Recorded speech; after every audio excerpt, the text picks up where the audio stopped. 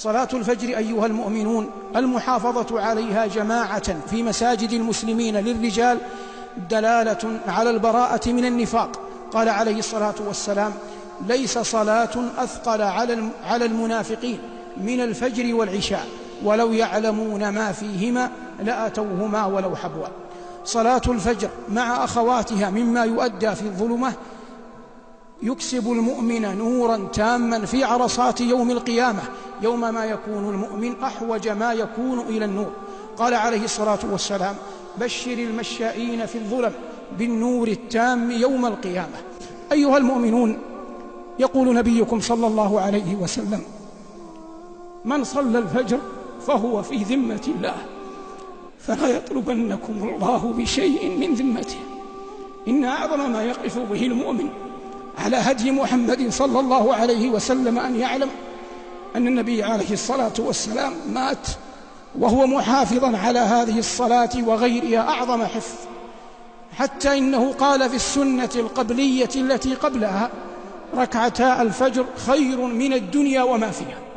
وإن من أعجب العجب أن يفقد الإنسان حياءه من ربه جل وعلا فيسهر على لهو محرم أو يمكث على الفساد أيا كانت صوره الليل كله حتى إذا دنا الفجر نام، فإذا أصبح لعمله أو تجارته أو غير ذلك خرج يرجو الرزق ولا رزق إلا من الله، يرجو أن يأمن العواقب ولا حافظ إلا الله، يرجو أن يوفق ويسدد فيما يقول ويفعل، والمسدد والموفق والمعطي والمانع الله، فيطلب ما عند الله وقد عصاه من قبل وفرط في أعظم فرائضه.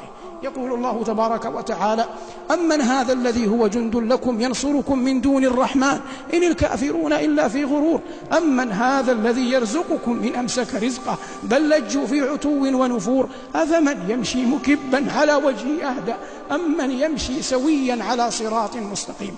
إن من أعظم الفعل ودلائل النجاح وأسباب الفلاح أن يؤدي الإنسان إن كان رجلا صلاة الفجر في جماعة مع المسلمين، وأن تؤديها المرأة أو الفتاة في وقتها في بيتها ما استطاعت إلى ذلك سبيلا.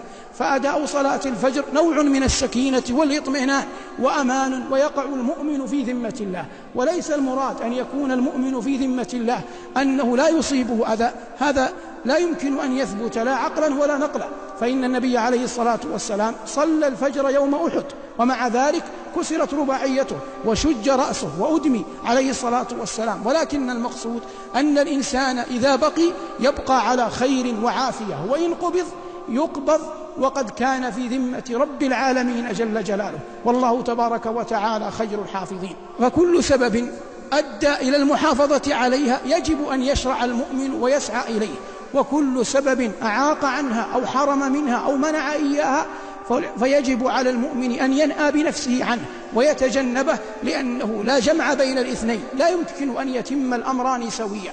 الله تبارك وتعالى خلق الناس منكم مؤمن ومنكم كافر، وبين لعباده النجدين، وأداء صلاة الفجر جماعة من أعظم أسباب التوفيق.